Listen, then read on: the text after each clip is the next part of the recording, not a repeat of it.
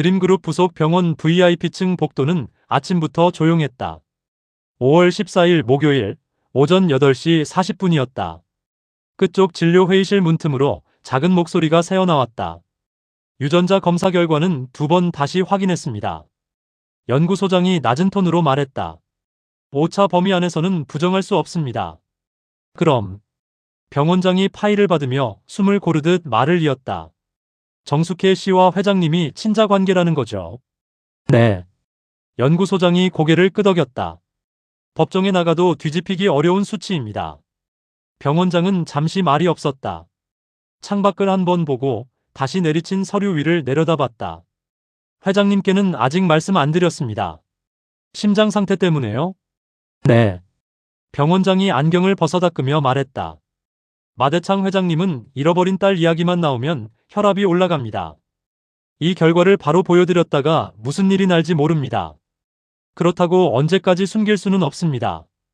연구소장은 파일 모서리를 손끝으로 톡톡 두드렸다.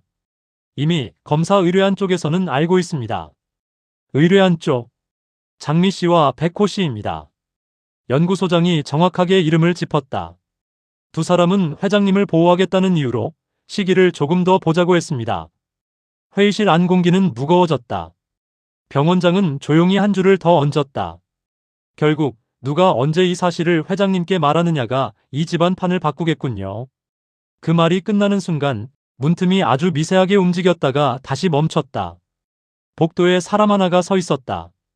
검정 하이힐 굽이 살짝 돌아가는 소리가 바닥에서 희미하게 났다. 곧 발소리가 엘리베이터 쪽으로 멀어졌다. 엘리베이터 안 거울 앞에 선 사람은 최화영이었다.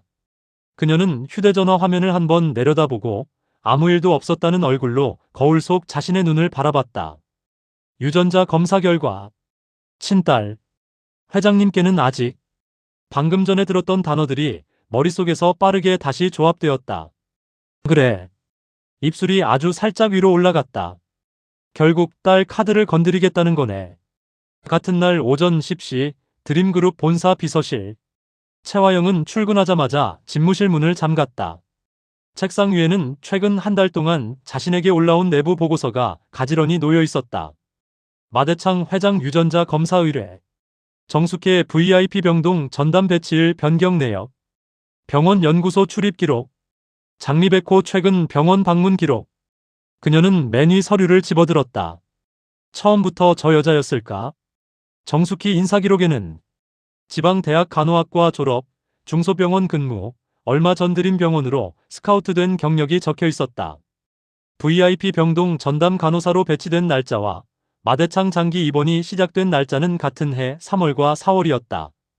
회장님이 먼저 눈여겨본 건지 아니면 장미 쪽에서 일부러 붙인 건지 서류 위 날짜를 손가락으로 짚어가며 그녀는 조용히 중얼거렸다. 어느 쪽이든 이제 이 여자는 딸일 수도 있는 사람이 됐다. 옆에 놓인 다른 파일에는 장미와 백호의 이름이 붉은 펜으로 한 번씩 동그라미 쳐져 있었다. 호텔 세탁실 사건, 병원 화재, 납치, 그리고 USB. 그 모든 뒤에서 장미와 백호가 움직였다는 걸 최화영은 이미 알고 있었다. 저 둘이 검사까지 했다는 건. 그녀는 종이를 탁 하고 내려놓았다. 회장님 마음부터 내 손에서 빼앗겠다는 뜻이네. 벽에 걸린 작은 화이트보드를 끌어와 그녀는 펜으로 이름 2개를 적었다. 정숙희, 마대창. 두 이름 사이에 선을 그었다. 그 선 위에 4글자를 더 얹었다. 친딸 가능성. 그 아래 그녀는 한 줄을 더 적었다. 누가 먼저 말하느냐가 판을 정한다. 생각은 빠르게 정리됐다. 첫째, 저쪽이 회장님께 먼저 말하는 경우. 그녀는 머릿속으로 시나리오를 놓고 말했다. 장미와 백호가 검사지를 들고 회장실로 들어가는 장면이 그려졌다. 회장님, 이분이 잃어버린 은혜예요. 그 순간 회장 눈이 어떻게 변할지 그녀는 너무 잘 알고 있었다. 그 눈이 자신에게서 떨어져 나갈 것도 뻔히 보였다. 그건 절대 안 돼. 둘째, 자신이 먼저 알고 자신 방식대로 회장에게 들려주는 경우. 회장님 사실 이런 결과가 나왔습니다. 말을 아껴온 건 회장님 심장 때문이었어요. 어떻게 하실지는 회장님이 결정하셔야 할 것 같아서요. 그 서사 안에서 그녀는 여전히 회장을 제일 먼저 생각하는 며느리 얼굴로 서 있을 수 있었다. 셋째, 한동안은 아무에게도 말하지 않고 자신만 정보 전체를 쥐고 있는 경우. 그렇게 되면 딸이라는 카드를 언제, 누구에게, 어떤 각도로 쓸지 자기 쪽에서 마음대로 고를 수 있었다. 두 번째가 제일 위험하고, 첫 번째는 내가 판 밖으로 나가는 길이고, 남는 건 세 번째네. 채화영은 조용히 결론을 내렸다. 이 여자는 지금 당장은 제거하는 것보다 내가 쥐고 있는 편이 낫다. 정숙의 제거라는 단어 위에 그녀는 천천히 X표를 그었다. 그리고 그 옆에 다른 단어를 적었다. 통제. 그날 오후 2시 10분 병원 1층 카페. 창가 좌석에 정숙희가 앉아 있었다. 점심시간 막바지라 카페는 조금 한산했다. 종이컵 안의 커피는 이미 반쯤 식어 있었다. 정숙희는 컵을 손으로 감싼 채 테이블 위에 엎어놓은 휴대전화를 한참 바라봤다. 갤러리 안에는 DNA 검사 결과라고 저장된 사진이 하나 있었다. 열었다가 닫고 지우려다 말고 다시 열었다. 부마대창. 자녀 정숙희. 종이에 찍힌 활자일 뿐인데 눈으로 볼 때마다 심장이 이상하게 뛰었다. 정 간호사. 잔잔한 목소리가 등 뒤에서 들렸다. 정숙희가 화들짝 놀라 고개를 들었다. 채화영이 서 있었다. 아, 사모님. 정숙희가 황급히 일어섰다. 앉아요. 채화영이 웃으며 손짓했다. 커피 한 잔 같이 할래요? 둘은 마주 앉았다. 회장님은 오늘 어떠세요? 정숙희가 먼저 물었다. 아침엔 좀 예민했는데 지금은 괜찮아요. 채화영이 대답했다. 정 간호사 덕을 많이 봐요. 별 말씀을요. 진짜예요. 채화영이 종이컵 뚜껑을 열어 한 모금 마시며 말했다. 정 간호사가 들어와서 좀 지나고부터 회장님이 밤에 덜 깨세요. 예전에는 자다 벌떡벌떡 깨서 간호사들 다 혼나고 그랬거든요. 정숙희는 당황스러운 듯 웃었다. 그건 회장님 약이 바뀐 것도 있고요. 약만으로 설명하기엔 표정이 달라졌어요. 채화영이 정숙희를 똑바로 바라봤다. 옆에 서 있는 사람 덕분인 경우가 많아요. 그 말은 칭찬 같으면서도 묘한 무게를 실고 있었다. 정 간호사. 네. 본인 어린 시절 이야기는 잘 안 하더라고요. 정숙희가 순간적으로 숨을 멈췄다. 제가요? 응. 채화영이 마치 오래 지켜본 사람처럼 자연스럽게 이어갔다. 보통 VIP 병동에서 회장님 옆을 지키는 사람들은요. 저랑도 이런저런 얘기를 하거든요. 고향이 어디인지, 가족은 어떤지 이런 것들. 아. 정숙희는 컵을 감싼 손가락에 힘을 줬다. 정 간호사는 딱 필요한 말만 하고 사라지는 타입이죠. 전 그게 편해서요. 정숙희가 조심스럽게 말했다. 저를 너무 아는 사람이 많으면 불편해서요. 시설 때문인가요? 질문은 직선적이었다. 정숙희의 눈동자가 아주 조금 흔들렸다. 네. 그녀는 솔직한 쪽을 택했다. 어릴 때 시설에 있던 얘기는 그냥 묻어두고 싶어서요. 시설 들어가기 전 얘기는요? 거긴 기억이 잘 안 나요. 정숙희는 시선을 떨궜다. 중간에 뚝 끊겨요. 언제쯤에서 끊겨요? 비 많이 오던 날. 생각보다 빨리 튀어나온 대답에 정숙희 자신도 놀랐다. 비가 많이 오던 날이요? 네. 그녀가 작게 웃었다. 이상하죠? 그냥 그날이 떠올라요. 뭐가 보였는데요? 난로요. 정숙희는 눈을 잠깐 감았다. 방 한가운데 난로가 있고 제가 그 앞에 서 있었어요. 등이 뜨거웠고 누가 저를 안아서 들어올렸고 그 다음은 말이 이어지지 않았다. 그 뒤로는 하얘요. 채화영의 눈빛이 잠깐 차갑게 빛났다. 비, 난로, 뜨거운 등, 공백. 마대창이 술에 취해 몇 번이고 중얼거렸던 기억과 누남 여자의 기억이 정확히 포개졌다. 회장님도요. 그녀가 일부러 아무렇지 않은 척 말을 돌렸다. 비 오는 날을 싫어하세요. 그래요? 비가 오면 옛날 생각이 자꾸 난다고 하시더라고요. 정숙희는 그 말을 듣고 가슴 어딘가가 욱신거리는 느낌을 받았다. 그래서 채화영이 종이컵을 내려놓으며 말했다. 둘이 닮았다는 생각을 요즘 자주 해요. 정숙희는 그 말을 농담처럼 받으려다가 입꼬리만 어설프게 올리고 말았다. 닮았다는 말이 어디까지를 가리키는지 감히 짐작하지 못했다. 그래서 정 간호사에게 부탁이 하나 있어요. 채화영이 몸을 약간 앞으로 기울였다. 어떤 건데요? 앞으로 회장님 관련된 검사나 기록 같은 게 있으면요. 그녀는 말을 아주 자연스럽게 이어갔다. 혹시라도 누가 이상하게 끼어들지 않는지 정 간호사가 조금만 더 신경 써주면 좋겠어요. 정숙희의 심장이 크게 한 번 내려앉았다. 검사 결과를 의뢰하던 그날, 장미와 함께 병원 연구소 앞에 서 있던 장면이 떠올랐다. 요즘 회장님 주변에 채화영이 덧붙였다. 회장님 마음을 이용해서 자기 자리나 지분을 챙기려는 사람들이 많거든요. 그 말은 누군가를 지목하지 않았지만 분명히 누군가를 겨누고 있었다. 정 간호사는 회장님 곁에서 제일 오래 보는 사람이니까. 혹시 이상한 움직임이 보이면 저한테도 가끔 알려주세요. 정숙희는 눈을 깜빡였다. 전 환자 편이에요. 그녀가 겨우 대답했다. 좋아요. 채화영이 미소를 지었다. 지금은 그 말이면 충분해요. 하지만 속으로는 다르게 정리하고 있었다.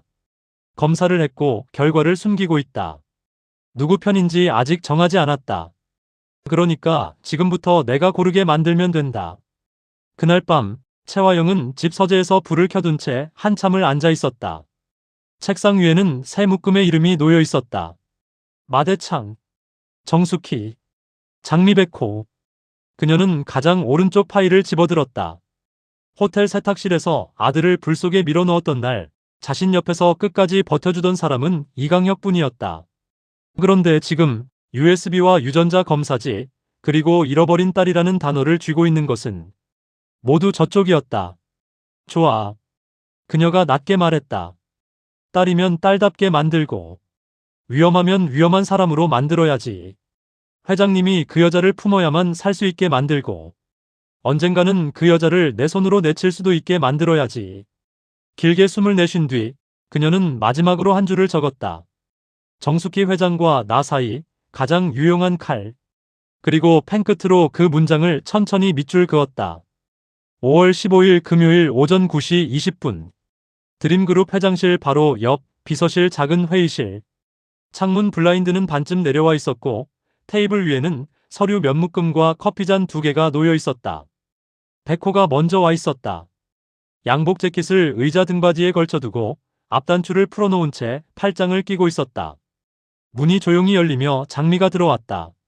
늦었네. 백호가 시계를 한번 보고 말했다. 병원 들렀다 오는 길이었어. 장미가 숨을 가다듬으며 자리에 앉았다. 정숙희 언니 밤샘했대. 백호는 그 이름을 듣고 조금 고개를 기울였다. 정숙희 씨. 응. 장미가 종이컵 물을 한 모금 마셨다. 어제 회장님 상태가 하루 종일 안 좋았나 봐. 밤새 옆에 붙어 있었대. 그분 원래 그랬잖아. 백호가 무심한 어조로 말했다. 환자 있으면 끝까지 붙어 있는 스타일. 장미는 잠깐 말을 멈췄다가 낮은 목소리로 물었다. 우리 그 검사 결과 이렇게 오래 숨겨도 되는 거야? 백호는 준비해온 봉투를 책상 가운데로 밀었다. 안에는 인쇄된 DNA 결과지가 들어있었다. 이걸요? 장미가 봉투를 열었다. 부마대창. 자, 정숙희. 이미 여러 번 읽은 문장이었는데도 볼 때마다 눈이 한 번씩 멈췄다. 처음 의뢰할 때는 회장님께 당장 보여드릴 생각이었는데. 장미가 말했다. 이렇게까지 길어질 줄은 몰랐지. 길어진 게 아니고. 백호가 손가락 마디를 탁, 탁 치며 말했다. 우리가 타이밍을 고르고 있는 거지. 근데. 장미가 그를 똑바로 쳐다봤다. 어제 병원장하고 연구소장이 하는 말 들었어. 뭐라고 했는데. 회장님께는 아직 말씀 안 드렸다고. 그리고 의뢰한 쪽은 이미 알고 있다고. 백호의 눈이 조금 가늘어졌다. 틀린 말은 아니네. 문제는 장미가 숨을 한 번 크게 들이켰다. 그 옆에 누가 서 있었다는 거야. 누구? 채화영. 그 이름이 나오자 회의실 공기가 잠깐 굳는 것 같았다. 확실해? 난 그 사람 발소리도 구분해. 장미가 씁쓸한 웃음을 지었다. 문틈으로 그림자가 한 번 지나갔어. 회의실에서 DNA 친딸 그 소리 다 나오는 상황이었는데 백호는 잠시 아무 말도 하지 않았다. 테이블 위 결과지를 천천히 접어 다시 봉투에 넣었다. 그럼 이제 이 정보는 우리 둘만 쥐고 있는 게 아니네. 응. 회장님은 모르고 있고. 응. 중간에 그 사람도 끼어 있고. 백호는 속으로 상황도를 한번 그려봤다. 이럴 줄 알았으면 아예 처음부터 회장님이랑 같이 검사했어야 하는 건데. 장미가 낮게 중얼거렸다. 그랬으면. 그녀는 말하다가 스스로 끊었다. 그랬으면 회장님 첫 반응은 내 얼굴이 아니라 그 사람 얼굴부터 향했을 거야. 백호가 건조하게 말했다. 왜 이제야 말했냐고. 장미는 입술을 깨물었다. 그래서 우리가 하루 만에 안 보여드린 거고. 하루가 이틀 됐고. 이틀이 한 주가 됐지. 백호가 정리했다. 이제는 한 주가 한 줄의 전략이 된 거고. 전략? 회장님 심장. 백호가 짧게 말했다. 한 번에 던지면 터진다. 장미는 그 말을 반쯤은 이해하고 반쯤은 받아들이지 못한 얼굴이었다. 근데 이제는 장미가 조심스럽게 물었다. 우리만 조절하는 게 아니게 됐잖아. 맞아. 백호가 고개를 끄덕였다. 그래서 오늘은 우리 둘이 먼저 해야 할 일이 있다. 뭔데? 정숙희 씨한테 말하는 거. 장미의 눈이 커졌다. 언니한테? 이제는 더 이상 그 사람을 모르는 상태에 둘 수가 없어. 백호가 단호하게 말했다. 사실을 알고 있는 사람이 둘이고 모르는 사람이 셋이면. 그는 잠깐 말을 끊었다. 맨 마지막에 알게 된 사람이 제일 위험해진다. 그래서 차라리 같은 편으로 먼저 끌어오는 게 좋아. 장미는 봉투를 다시 내려다봤다. 종이 속 활자들이 이상하게 멀어졌다 가까워졌다. 언니가 이걸 받아들일 수 있을까? 그건 백호가 말했다. 우리가 결정할 수 있는 문제가 아니야. 우리가 할 수 있는 건 숨기지 않는 것뿐. 같은 시각 병원 VIP 병동 12층. 마대창은 창밖을 보고 있었다. 침대 머리맡에는 심전도 모니터가 조용히 깜빡이고 있었다. 오늘은 기분이 어떠세요? 정숙희가 혈압을 재며 물었다. 비가 안 와서 살 것 같다. 그가 툭 내뱉었다. 창문 너머 하늘은 맑았다. 어제 예보에는 오후에 비가 온다고 되어 있었지만 아직은 흔적도 없었다. 회장님, 어제 좀 힘드셨어요. 어제? 밤에 자주 깨셨어요. 그랬나? 마대창이 눈을 한 번 감았다 떴다. 꿈 꾼 것 같기도 하고. 어떤 꿈요?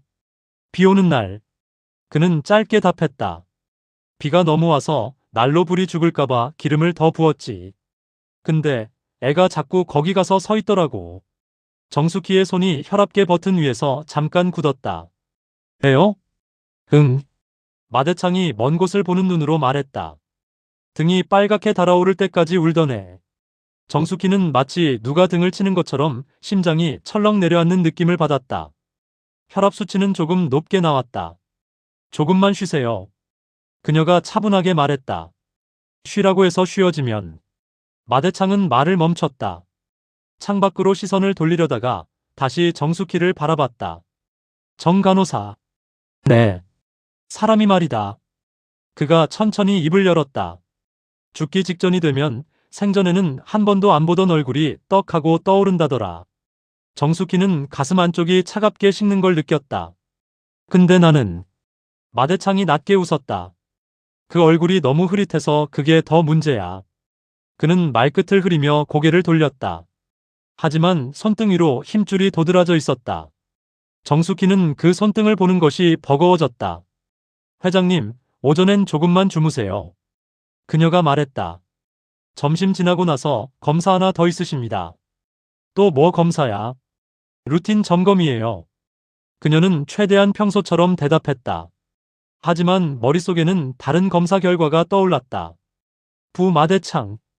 그 문장이 마치 침대 머리맡 공기 위에 떠 있는 것 같았다. 오후 3시 5분 병원 내 작은 상담실. 정숙희는 의자에 앉아 있었다. 손 위에는 아직 봉투가 올려져 있었다. 맞은편에는 장미와 백호가 앉아 있었다. 언니. 장미가 조심스럽게 불렀다. 무슨 일인데 병원까지 와서 이러냐.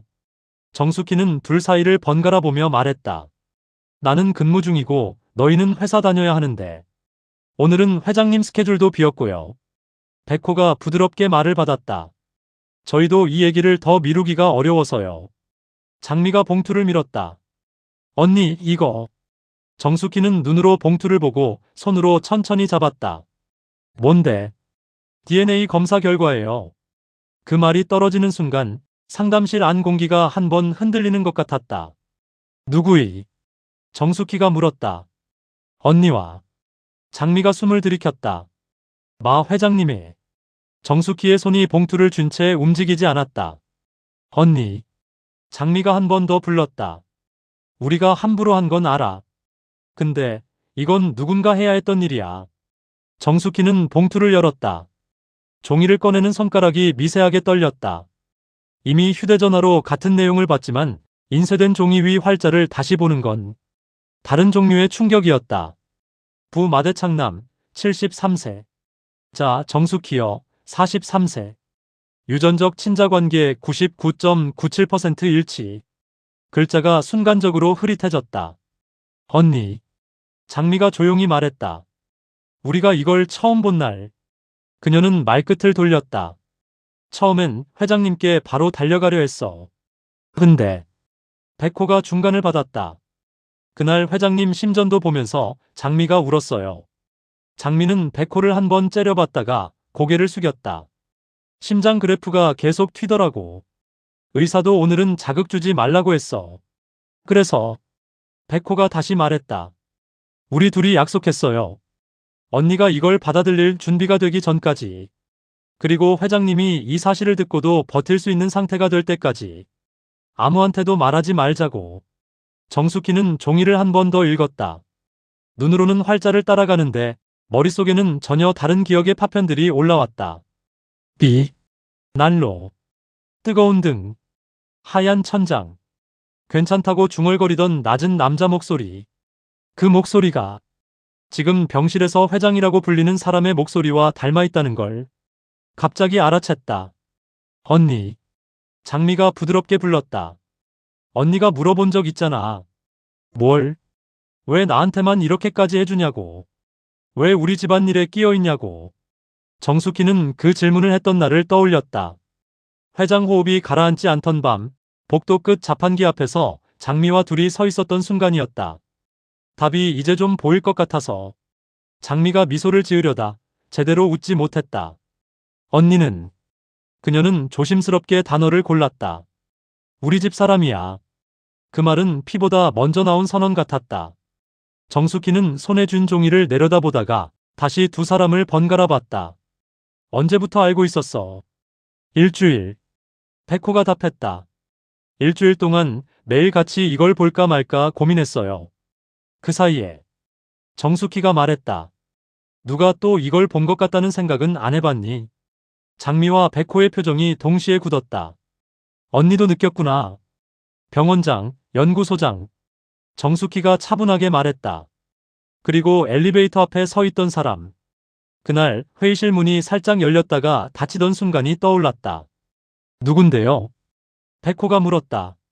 나도 발소리 듣고 알겠더라. 정숙희가 씁쓸하게 웃었다. 굽소리, 리듬, 멈출 때의 숨. 채화영.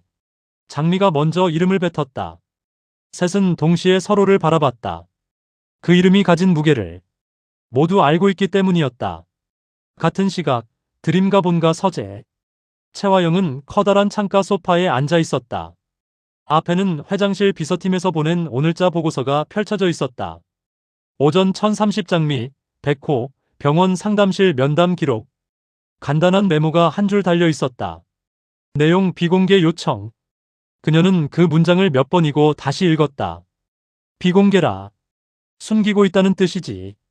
그녀는 서류를 내려놓고 휴대전화를 집어들었다. 통화 목록에는 병원장 번호가 상단에 있었다.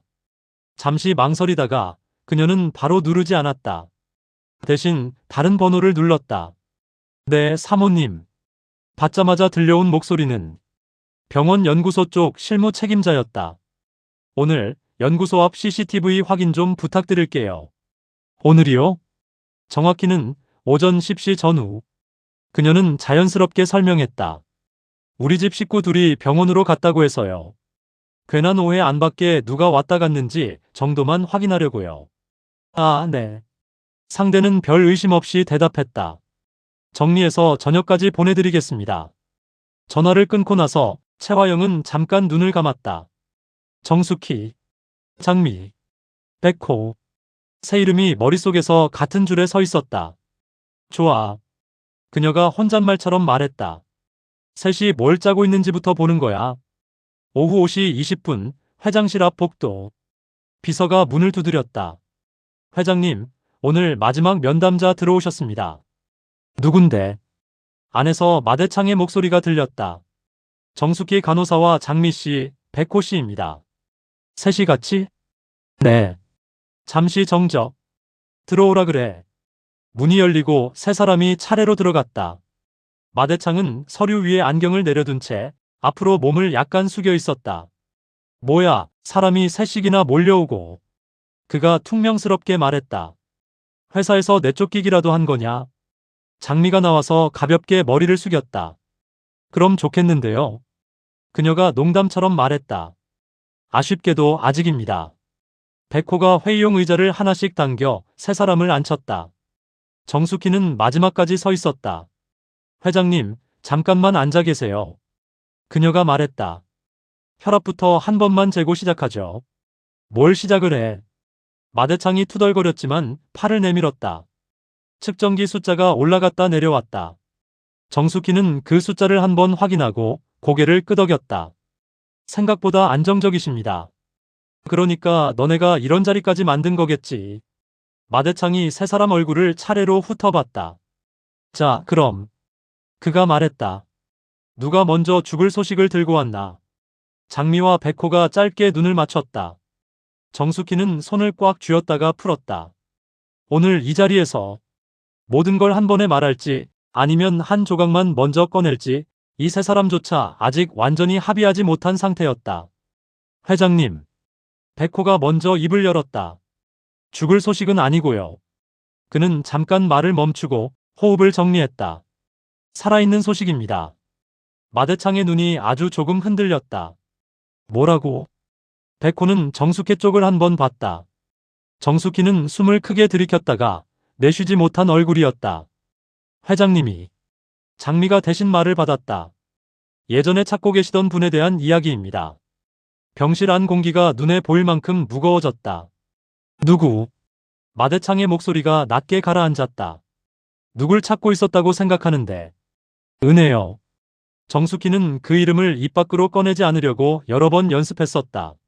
하지만 막상 나오고 보니 그 이름은 생각보다 자연스럽게 방 안 공기에 섞였다.